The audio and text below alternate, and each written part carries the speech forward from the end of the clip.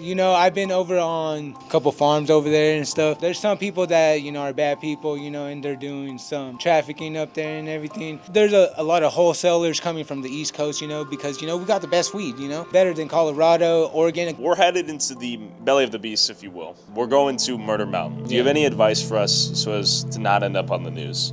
Okay, so a lot of people are going to have guns and everything, you know, they're going to have all types of guns, you know.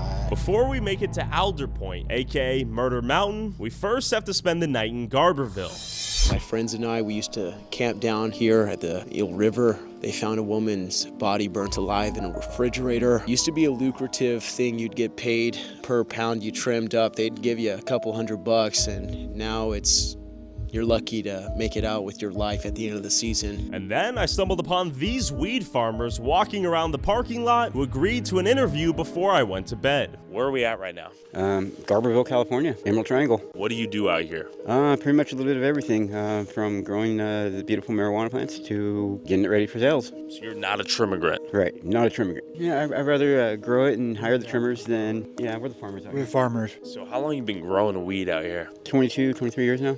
How has the weed industry changed since the legalization of weed? There's not really no money to be made anymore. There's nothing really to do with pot anymore unless you're selling to the clubs. It's not even worth to water your plants. They're asking like ridiculous, like $25 a pound, and before it was like at $2,000. Tell me about your role hiring the trimmigrants and where these trimmigrants are from. I try to stay away from anybody new. It keeps everybody safe. If they have experience, then take them up someplace, to work, of course, and test them out there. And then if they're good enough or can do a lot, and not complain, then ship them off to another boss. Just try to keep the circle going. So I hear some of these trimmigrants are in like indentured servitude type situations. Is that common?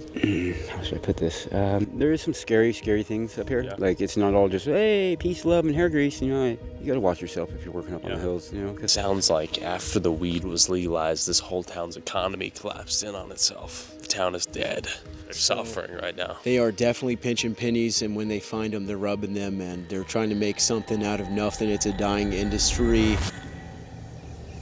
Now today is an ominous, foggy morning. You can still see the moon out there.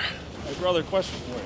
I wonder if you could tell me a little bit of history about the town. Would you be down to tell me a little bit about the before and after since the weed legalization? No, can't. Oh, okay. Sorry.